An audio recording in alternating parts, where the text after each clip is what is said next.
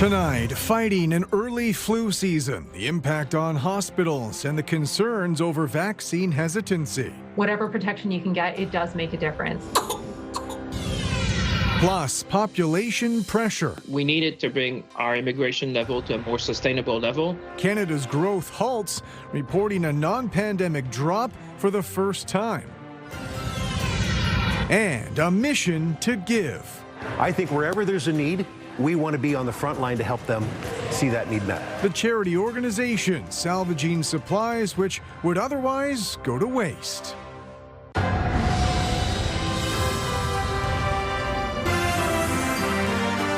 CTV News with Carlyle Fiset.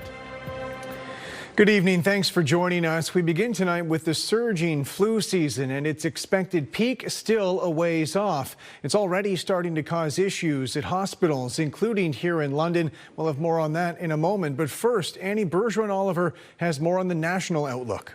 The flu hits every year, but the strain of influenza A circulating now is hitting harder and faster than ever. Well, it causes a severe pneumonia that can cause the lungs to break down. There can be a secondary bacterial infection. There can be widespread infection known as sepsis. Doctors say severe complications are rare, but nationally, flu-related hospitalizations are increasing, especially in kids 4 or younger and among those over 65. In Ontario alone, new ICU admissions are up 127%, with confirmed flu cases up by 150%. In Nova Scotia, like elsewhere, doctors are preparing for a surge in cases, especially among kids around the holidays.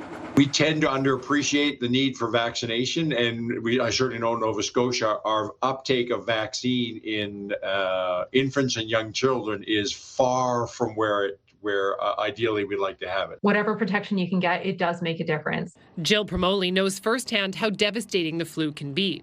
Her son Jude was a healthy 2-year-old when he got influenza B and died. Even when we lost Jude, it was a shock to us that we had lost him to something like the flu. She's now spent nearly 10 years encouraging people to take the flu seriously and encouraging them to get vaccinated. It can be faster than we realize, and it can be more serious than we realize, and sometimes there just is no time to act.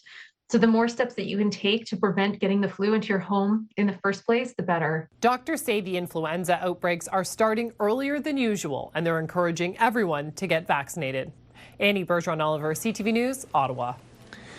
Officials at LHSC say the early surge in flu cases is causing longer wait times in emergency departments. With more on the impact to patient care and the warning about vaccination rates, here's Brian Bicknell. It's arrived early and it's spreading fast. According to London Health Sciences Centre, there were 163 positive influenza cases in the most recent weekly data available, compared to 7 at the same time last year. The impact being felt across the system. Hospital activity is rising with more admissions, more emergency visits, and more outbreaks, which put pressures on our inpatient wards, our intensive care units, and on our staff. This is resulting in longer than usual wait times within our EDs and transfers to inpatient units. And it's the same across the province. According to the Ontario Hospital Association, for the week of December 12, the daily number of patients with the flu is up by 150%. Hospital admissions are up by 84%, and the number of new admissions to the ICU increased by 127%. The OHA says influenza A positivity is higher now than any of the last 3 seasons across all age groups. I think hospitals are preparing as best they can for what is no doubt going to be a busy December. I think, the real challenge is the kind of impacts on things like alternate level of care. So patients waiting for an alternative discharge destination. When we bring, people in, new admits, higher volumes. Vaccination rates in the London region are down, according to LHSC's VP of Emergency Services. We do recognize that they are down comparatively to last year, and possibly that might be related to some of the communications that have gone out. We strongly continue to encourage people to get the vaccinations as they can. The majority of cases are caused by the influenza A variant, which is slightly different than this year's vaccine, but the vaccine is still effective, says Dr. Christy McDonald. For children and teens, the flu vaccine provides about 72 to 75% protection against hospital visits. And for adults, protection is about 32 to 39%, helping lower the risk of severe illness. The vaccine also protects well against H1N1 and influenza B. And influenza is expected to peak before the end of the year. Meanwhile, on the flip side of the respiratory situation, COVID is way down this year. LHSC reporting just 15 positive COVID-19 tests in recent weeks, compared to 67 during the same period 1 year ago. That's an 80% reduction. Brian Bicknell, CTV News. A new survey shows Canadian faith in vaccines remains largely strong, but vaccine hesitancy is spreading, especially since the pandemic. Adrian Gabriel has more on those numbers and what they mean for the flu season.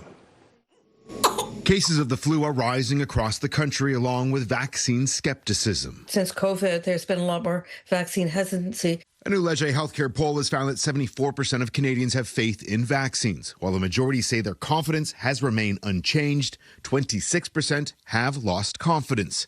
The report says that healthcare providers have identified misinformation as one of the key drivers of vaccine hesitancy. We have work to do. The politicization of vaccines has caused an enormous amount of damage. You're seeing the worst examples of that now in the United States. In September, a newly appointed federal advisory panel stateside installed by U.S. Secretary of Health Robert F. Kennedy Jr. passed a vote recommending that children under 4 no longer receive an all-in-one vaccine for measles, mumps, rubella, and chickenpox. North of the border, some doctors believe we're seeing the erosion of hard-fought public health gains. A lot of CDC has been dismantled, and you have people who are in charge of vaccination programs that are anti-vaxxers.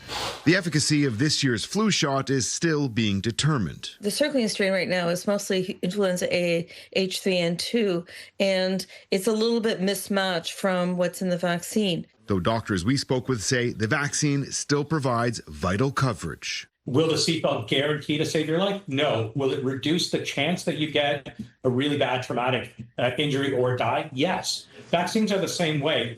Healthcare professionals are urging Canadians to get out and get their flu shot, with many predicting the worst of this influenza season is still on the horizon.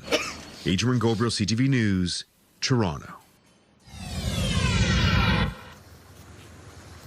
Good evening, I'm Rita Ismail. We're live from Fanshawe Conservation Area for Magic of Lights, brought to you by Auburn Group, and I'm joined by Rob Graham, who is the showrunner. Now, Rob, we have a very special guest here tonight. I don't want to give too much away, so I'll let you do it. All right. Yes, we have Santa Claus here today. He's about halfway through, so you need to get about a kilometer before you get to see him.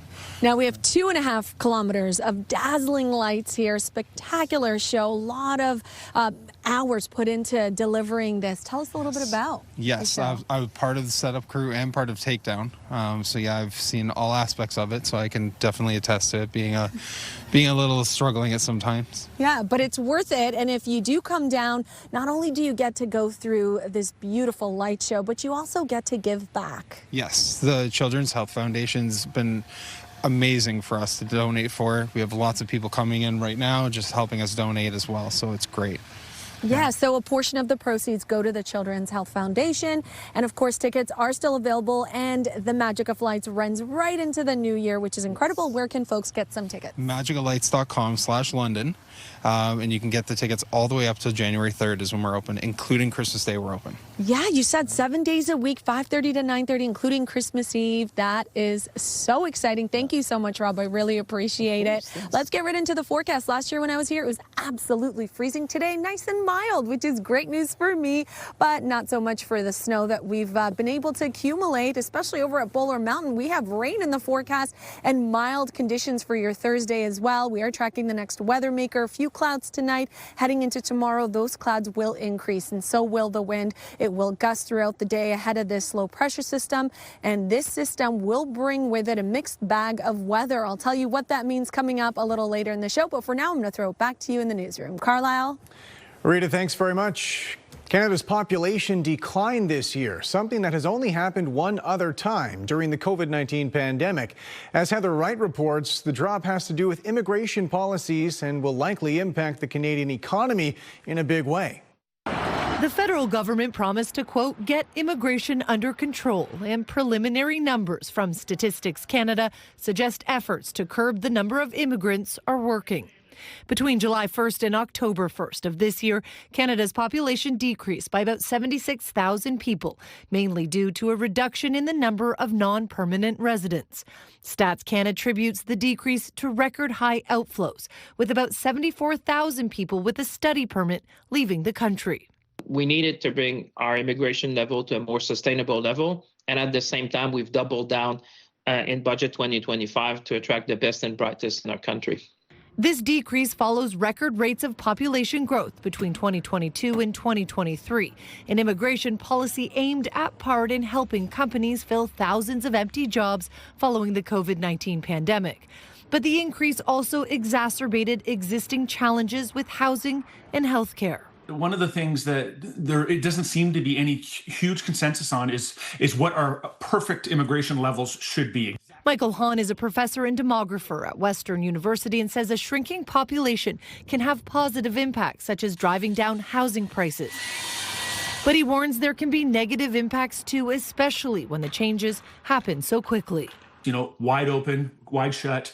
Those are the ones that hurt the most. Those are the ones that, universities, colleges, builders, they're not prepared for these abrupt changes because population change, I think optimal population change happens slowly rather than quickly. More changes to immigration levels are coming, with the federal Liberals vowing to further reduce the number of temporary residents over the next 2 years. Heather Wright, CTV News, Toronto. Fanshawe College is offering all full-time employees voluntary exit incentives amid plunging enrollment numbers. The news was delivered to staff in an email from the college's president. School officials have previously reported a $72 million deficit over the next 2 years. The federal government's cap on international students has drastically impacted enrollment numbers for many post-secondary institutions across the country. As much as 50% decline reported at Fanshawe. Earlier this year, the school slashed 40 programs and eliminated 35% of its workforce, about 400 jobs. The London Police Service Board has adopted a new plan meant to better reflect the diversity in our community within the ranks. However, as Daryl Newcomb reports, that diversity is not currently reflected in the police board itself. The London Police Services Board has adopted a new diversity plan that aims to ensure London police are reflective of the community they serve. In the last year, the London Police Service has 25% of sworn officers self-identify from diverse backgrounds. 24% of civilian professionals identify from diverse backgrounds. We are building one of the most diverse executive teams in the country when it comes to police services as well. However, the current membership of the police board does not reflect the diversity of London. The 7-seat civilian oversight body currently has one vacancy following the sudden resignation of Dr. Hayley Faulkner. Last month, provincial appointee Mike Wallace was sworn in as the newest member. Police Board Chair Ryan Goss points out that 2 levels of government, the province and city council, are each responsible for appointing certain seats on the board. All boards, committees should reflect the community in which they serve. 100% yes. Now, when it comes to the Police Service Board, you'll know that there's both the province of Ontario as well as the City of London that appoints to this board. Both bodies don't talk to each other when it comes to appointments sometimes. It was just back in May when City Council enacted a new policy intended to improve diversity in its selections to the police board. The city's new policy reads, quote, "The City of London is committed to recruiting and selecting members to the London Police Services Board that reflect the diversity of the community." The province's website reads, quote, "Provincial appointees reflect the diversity of the people of Ontario and deliver services and decisions in a nonpartisan, professional, ethical, and competent manner." Back in 2019, London's Police Services Board was a model of diversity, including Black, Muslim, and Indigenous members. As the current chair, Goss makes this commitment to Londoners from diverse communities. We'll stop at nothing to make sure that all voices are heard, that all lived experiences and backgrounds, their views are represented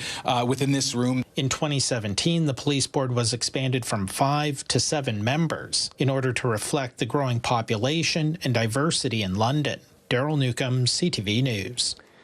City officials say Highbury Avenue has reopened after a water main break earlier this week. The issue started Saturday with the weather causing issues for crews working on repairs. Officials say the recent cold and the age of the water main likely combined to cause the break.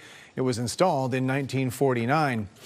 London City councillors may impose new requirements on local homeless shelters in their funding agreements called good neighbour clauses.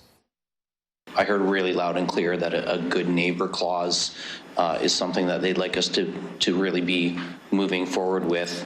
A motion by Councillor Susan Stevenson paused approval for a new funding framework for housing stability services. The 5-week delay will let city staff meet with councillors about adding these good neighbor clauses into contracts with shelters and frontline agencies. Stevenson says the clauses would ensure agencies comply with City Hall's expectations when it comes to garbage and noise concerns. It's something that's been talked about in Old East Village since I was elected, where there's an agreement, a signed agreement with the agencies to help mitigate some of the issues that happen surrounding their establishments. A charitable organization is expanding operations to London, taking over a warehouse with big plans for the upcoming holiday season. Sean Irvin has more on the efforts to salvage food and products that would otherwise end up in a landfill. Inside this leased space donated by an unnamed benefactor, we find a beehive of volunteers on a mission to give. On this day, they are members of a local Rotary Club and the Halal Food Bank. All are working together to pack items destined for more than 40 London agencies, aiding those facing homelessness, addiction, and food insecurity. The volunteers are managed by Lionhearts, Inc. The faith-based charity began on a whim after its founder, a former rock musician, discovered food and products were being tossed out by big-name retailers. He decided to approach them with an idea. Then I just said, man, imagine what we could do if we could create a path where bigger companies could donate large amounts of stuff and we could turn around and get that to those agencies that are on the front lines. The concept worked. Since 2014, Lionhearts has spread from Kingston to Ottawa and now on to London. The Forest City selected for expansion given its proximity to an Amazon distribution warehouse. The online retailer donates truckloads to Lionhearts, but local hotels and attractions are now also coming on board. We really want this to be our staging point for all of southwestern Ontario. London is strategically placed in our province. We're already in a couple of areas, 3 or 4 areas around our city, but I think it's going to expand not just to the City of London, but we're already starting this in Lucan. And as well, I think it's going to expand into Strathroy, St. Thomas. I think wherever there's a need, we want to be on the front line to help them see that need met. And with food literally wasting away, backers say expansion cannot happen soon enough. They contend 40% of food produced in Canada ends up in the trash. If we could rescue 10% of that 40% that would go in the trash, nobody would go hungry. It is the reason why volunteers are hard at work ensuring that does not happen. It's a win-win situation, and it's just a really good feeling to be helping others. In London, Sean Irvin, CTV News. Visitations were held today for a prominent local philanthropist, David Tenant, who died last week. With more on his life and impact, here's Nick Paparella. What I'll miss most will just be the everyday stuff, not being able to call him. Dave Tenant Jr. breaks down as he tries to describe the impact the life of his father, Dave Sr., has had on so many. He was an extremely big personality. When he'd walk into a room, his presence was immediately felt. Dave Tenant came to Canada from Scotland and quickly became one of London's finest. Not long after he arrived, he went undercover in a joint task force with the RCMP. And I think it was the first undercover operation that they had done in Canada at that point. After he left policing, Dave became a builder and started up what is now known as the Hampton Group. Late 80s, got into house construction and then subdivision work. Then I joined him around 1995.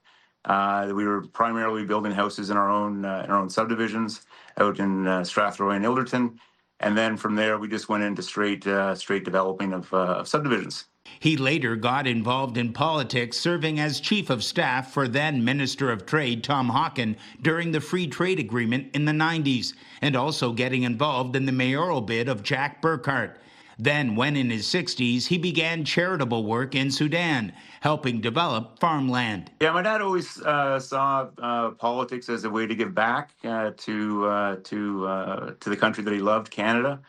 He saw it as public service. With the Sudan, he saw the Sudan as just a group of people who had been that he could help. He dedicated a good 10 years to their cause.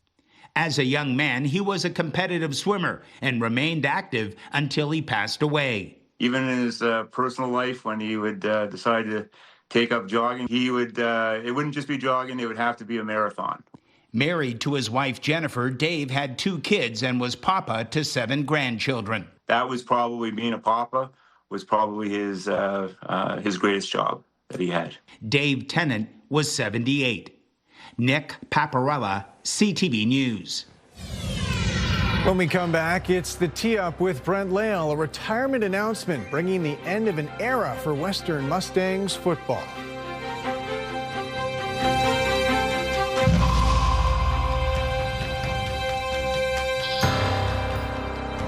Download the CTV News app and stay on top of local stories as they unfold. We begin tonight with Ontario's latest. Customize your feed and watch live wherever you are. CTVLondon.ca, your home for news. It's time to build a toy mountain. Make this holiday season merry for so many kids. Bring new unwrapped toys to CF Masonville Place. All in support of the Salvation Army. We will be collecting donations November 21st to December 24th. With all donations helping families right here in our community. Toy Mountain, supported by Gomez Appliances, London Bass Center, and UBC Built Local 1946. Let's make this the best toy mountain ever. Visit ctvlondon.ca for more ways to donate.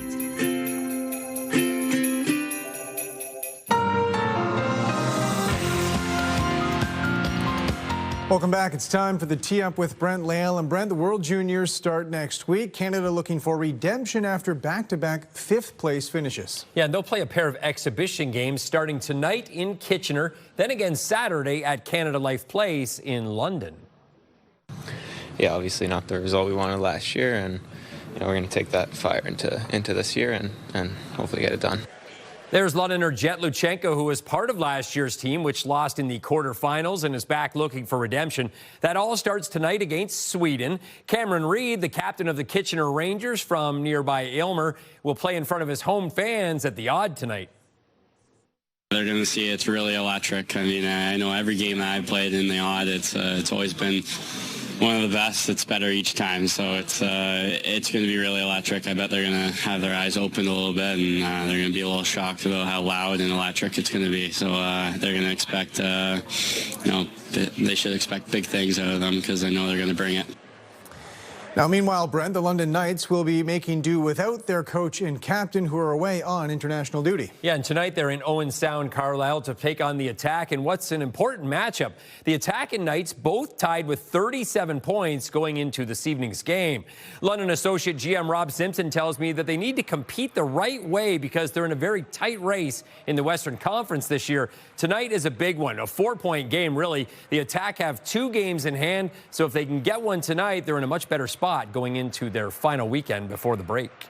Now on the pitch, Brent, FC London are preparing for their next League One Ontario season, coming off disappointing 2025 campaigns. Yeah, both the men's and women's sides held tryouts over the past 2 days at BMO Field. The women barely avoided relegation last season and have just brought in a new coach. You're always looking for a talent identification, and that's people who touch the ball properly, who can, make a difference in a game.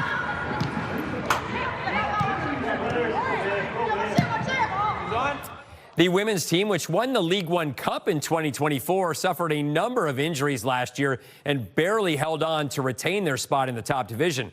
They held workouts to see if there were any other players who could join the returnees and those coming up from the academy. Yeah, we're working hard. We're just starting tryouts now, and we don't have all of our League One squad, but hopefully they'll be back, and we're excited. I remember the last few games we were just pushing to not get put down into like Trillium, so we were fighting really hard, and then our last game we ended up winning. We were down, and then we won. It was good. Our keeper did a great job, Sam. We went into PKs, and she saved every single one. So yeah, we're excited. And as for the FC London men, they finished last in the top division and were relegated after just a 2-win season. They're starting tryouts, and some of their returning players need to look over their shoulder because it's wide open after a disappointing year. We're supposed to be trying to find the best players available, the most talented players. We do have a mandate. We want to go very young. Unfortunately, we got relegated this year. But on the positive side, it gives us more opportunities to showcase some of our young talent that we have in the academy. So, this tryout here is to see who can beat some of the players that we have already in the academy. So we're honest with the players, saying we have players here from last year. Can you beat or meet their intensity? Well, finally, Brent, the end of an era is coming for the Western Mustangs football program. Yeah, Mustangs head coach Greg Marshall Carlyle, who has led the team since 2007, has announced he's retiring. The Canadian University football legend will stay on until a new head coach is found. After 18 years and nearly a dozen championships as head coach, Greg Marshall is retiring from Western. Over the last, couple years, I saw it coming. He's a Canadian University football legend and has built Western into a perennial powerhouse.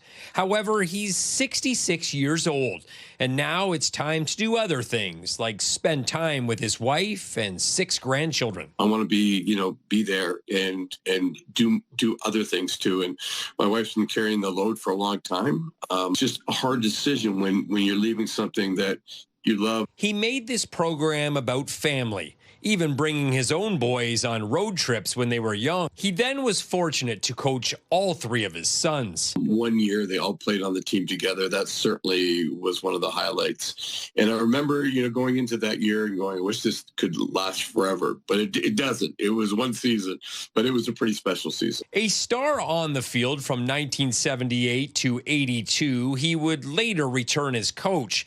In his 18 seasons in charge, he won the Yates Cup as Ontario champs 9 times and added 2 Vanniers as national champions. The first coming in 2017 after a long drought for the program of 23 years. It was a team that just, was so rewarding to coach because they just got better and better every single week. When you look back on it too, you really look at the people and you remember those young men that you coach. He'll remain on the job as Western starts the process of finding his replacement. I'll see this process through, and then probably sometime in the next couple of months slide away. Brent Leo, CTV News. And we're rejoining Rita Ismail now, live on location for us tonight at the Magic of Lights, the Fanshawe Conservation Area. Rita, how are things shaping up tonight? Well, you know what, Carlyle? The cars have just been lining up since they opened at 5:30 this evening. And of course, it is open until 9:30. They have a special guest here tonight, Santa. I'm sure you know him, and you are able to drive through, say hello to Santa, hand him your letters, get tickets online, and a portion of the proceeds, of course, going to a great cause, the London Children's Health Foundation. And here I have one of the reindeers you can grab. Check out this, Carlyle. It even lights up because there's not enough lights here. Over 2 million lights here at Magic of Lights. A great night to come out and take it all in. We do have rain in the forecast, so come on down tonight. It is the perfect night for that. Our high today, 4 degrees. We are on the milder side. We have this warm front pushing in, and that is bumping up our temperatures. Record high 12 degrees in 1984. Record low minus 20 in 1951. As we head into the night, we will see a few clouds push through. Our temperatures are ranging anywhere between the freezing mark to 3 degrees. Again, here in London on the hour. The wind's a nice light breeze out of the south, about 15 kilometers per hour. It will pick up tomorrow, though, and it will start to gust. In terms of cloud cover, again, not a lot right now, but it will move through for us overnight, and it will increase tomorrow around noon. As we zoom out, you could see that big low pressure system now along the warm front boundaries. Our temperatures will go up, and the winds will kick up as well. We're looking at wind gusts up to 60 kilometers per hour throughout the afternoon tomorrow. Once once the system pushes through, we'll be in and out of rainfall, and then heading into Friday, wrap around flurries. So watch how that plays out on the forecast model. The first round of rain, scattered showers around 4 or 5 p.m., and then becoming more widespread later on in the afternoon into the evening. Some embedded thunderstorm activity before we switch to freezing rain and then snowfall. So you get a little bit of everything in this forecast. And behind the system, the winds pick up, they shift. Squalls set up throughout Midwestern Ontario, and the chance for flurries is there for us here in London. So a lot to cover in terms of the forecast in the next 24 to 48 hours. This evening, though, on the calmer side, you can call it the calm before the storm. Feeling like -6 overnight, so not too bad. And then the winds again overnight around 15 kilometers per hour, really kicking up tomorrow afternoon as the clouds increase into the day. We are expecting to hit a high that is again well above normal for this time of year, 7 degrees, and the rain moving in, depending on where you are, between 3 and 6 p.m. and then intensifying, becoming more widespread later in the evening between 9 and midnight, switching over to that mixed precipitation early Friday morning, and then flurries in store for your Friday afternoon. So we go from 7 degrees on Thursday, drop down to -3 for your Friday, and then Saturday the chance for some light flurries is there, but the probability on the lower end. Sunday looks to be pleasant with sunshine, and then mostly cloudy Monday through Wednesday, but the chance of flurries will return as our temperatures drop back down below the freezing mark. Midwestern Ontario, rainfall for you as well for Thursday throughout the afternoon into the evening, but the big story will be the possibility for some squalls to set up Friday as those winds shift behind this weather maker and the temperature drops to -3 for the daytime high, rather -2. We will be feeling close to -11, and of course that means with the strong winds and the cold temperatures, that lake effect snowmaking machine will be back in full gear. So again, we're live from Fanshawe Conservation Area for Magic of Lights, brought to you by Auburn Group. It is going to run right up until January 3rd, open 7 days a week, 5:30 to 9:30. Come on down, pack the car with the family and the kids, drive through. You don't even have to do anything except for drive and look at the lights, and the kids will love it. You can play the music. It's absolutely a great time for everyone. Carlyle? Rita, thanks very much.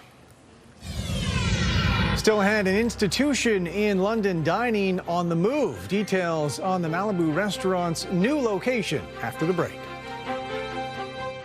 We are building a toy mountain. We want it to be massive, and we need your help at CF Masonville Place tomorrow. Bring your new unwrapped toys and join Weaver in the afternoon show to make the difference in our community. We'll see you there.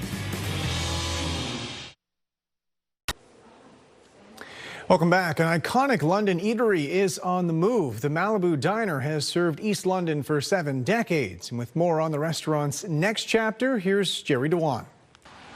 Like many great diners, the Malibu made a connection with the community. We had our grade 8 graduation here. We all came down back when it wasn't organized. Just a group of us all decided to come here for graduation dinner. Gord Bell met his soon-to-be wife Gail a couple of years later, and they've been returning to the Malibu together for the last 50 years. For Bell, the appeal can be easily summed up. Good service, good food, good price.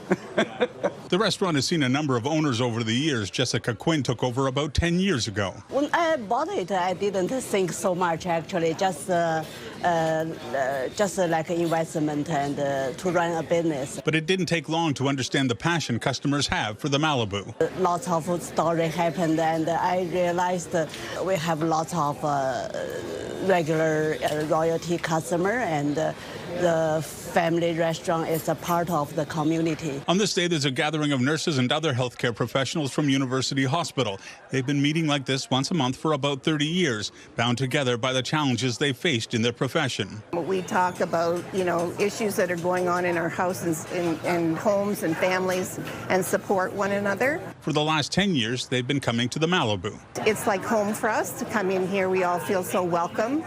Jen has been our waitress for all of that time that we've been coming here, and she looks after us like we're all princesses. Jennifer Smale started working at the Malibu when she was a teenager. She's 54 now. Before that, her mother worked at the restaurant. She says that generational connection is not uncommon. Even like the cook, his dad's worked here, his 2 sisters have worked here, his brothers worked here. Even the customers, I've served 3 generations. Quinn says the building constructed in the 1950s has required numerous repairs in recent years. More repairs were required and couldn't be justified. Instead, they found a new home on Dundas, a short distance away, keeping the restaurant in the community. The new Malibu has been undergoing what is called a soft launch for the last 3 weeks. Opening at 11 in the morning, closing at 8 at night, it gives staff an opportunity to test equipment and systems. But as of tomorrow, this is the permanent home of the Malibu. Unfortunately, the red marquee neon name sign won't be making the trip, but staff are promising the heart, soul, and some of the Malibu history will, on this day, taking the form of a perfect Panzerotto. Jerry DeWan, CTV News. Reassurances from Canada Post officials 1 week out from Christmas. They're ready for the holiday rush.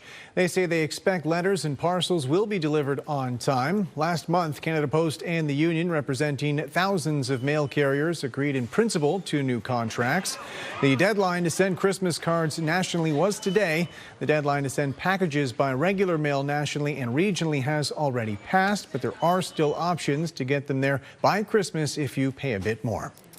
Canada's main stock index was down today from losses in the heavyweight financial sector. The TSX dropped 14 points. In New York, the Dow fell 228, the Nasdaq down 418. The Canadian dollar fell 1/5 of a cent today. On commodity markets, gold gained more than $40 an ounce. Oil added 63 cents a barrel. Coming up, Skate Canada puts Alberta on thin ice. No high-level competitions will be held in that province because of new laws targeting transgender athletes. On the next episode of the Backroads podcast, we sit down with Patrick Armstrong, the Huron County-based co-founder of Huron Area Search and Rescue and the Dave Mounsey Memorial Fund. Backroads with Scott Miller, available at iHeartRadio or wherever you get your podcasts. Alberta's premier is condemning a Skate Canada decision as disgraceful after the organization announced it would not hold any high-level events in the province because of legislation targeting transgender athletes. As Rachel Aiello reports, the standoff is raising questions beyond the skating community. They get two here in 10 to win. Curling Canada says it has no plans to move its upcoming events out of Alberta in light of the province's restrictions on transgender athletes. The World Women's Curling Championship is being held in Calgary in March. And in a statement to CTV News, the national governing body for the sport says the consequences of pulling out would have a significant financial impact on Curling Alberta, and that the organization continues to support the rights of all athletes to participate in the sport in the manner in which they choose. Loose in front, good stuff, rebound, score!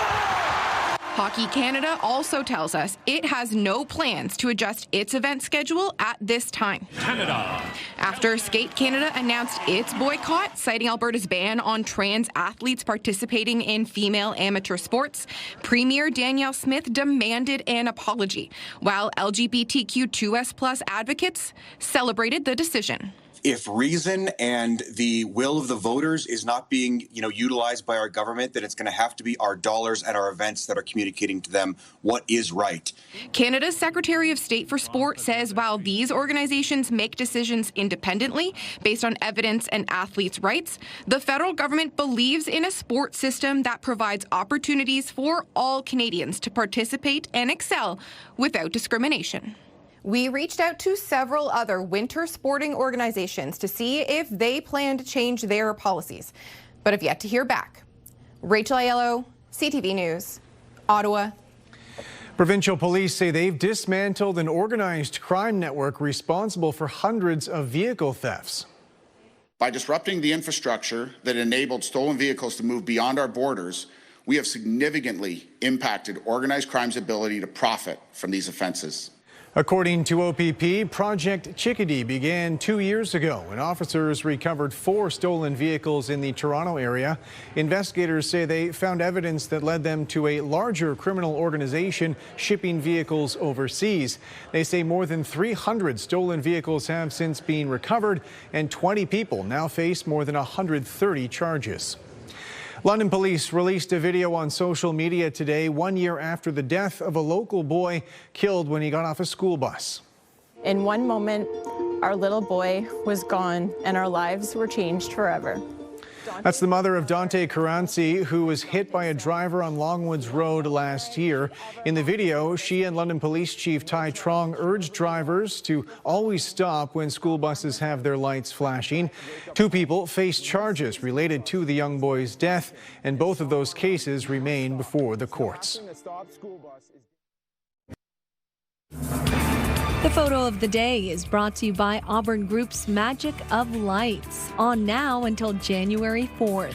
Thanks to our viewer Sharon from St. Thomas for sending this great picture she snapped of a male and female cardinal during some recent flurries. Clouds will increase tonight and the mild temperatures will stick around for at least one more day. A warm front moves through Thursday, bringing widespread rainfall, and some embedded thunderstorms are possible. As this system exits Friday morning, we're back to cooler air and the chance for flurries. American authorities say they're still looking for the person who opened fire at Brown University last weekend, killing 2 people and wounding 9 others. You want to focus on the body movements, the way the person moved their arms, the body posture. Police say the newly released surveillance images show the shooter near campus hours before the deadly rampage. Investigators say they're using these videos to build a timeline, suggesting the suspect may have been in the area as early as 10 a.m. Saturday morning. The shooting happened around 4 p.m. that day in a lecture hall. Warner Brothers executives are telling shareholders to reject a takeover bid from Paramount Skydance. The Warner Brothers board wrote a letter to shareholders saying they should reject Paramount's unsolicited and inferior offer. Board members instead say a rival bid from Netflix will be better for customers. It's now up to shareholders to decide what happens next. New Brunswick has become the first province in Canada to sign an agreement with the federal government allowing major projects to undergo a single environmental assessment. With more on how that's expected to work, here's Laura Brown.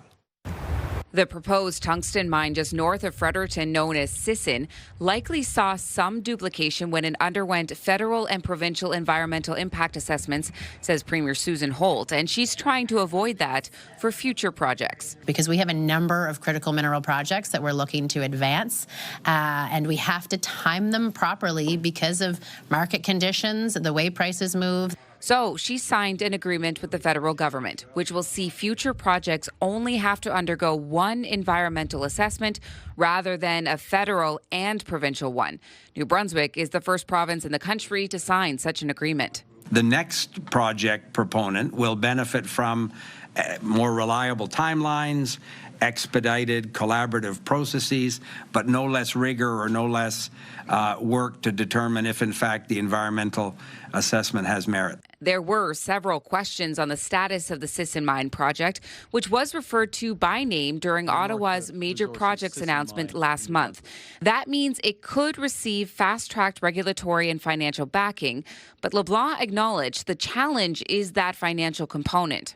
Understandably, the shareholders of these companies want the right series of assurances, reliable assurances, that China's not simply going to cut the price once the mine goes into production to make sure that it then is no longer viable. The company behind the mine, Northcliffe Resources, received funding this year to complete a feasibility study.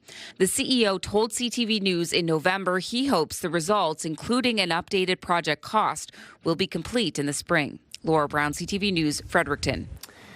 There was no winner for last night's $80 million Lotto Max jackpot. According to OLG officials, that means the total prize pool for Friday's draw will likely top $100 million. The $80 million jackpot will remain, plus an estimated 23 prizes of $1 million each.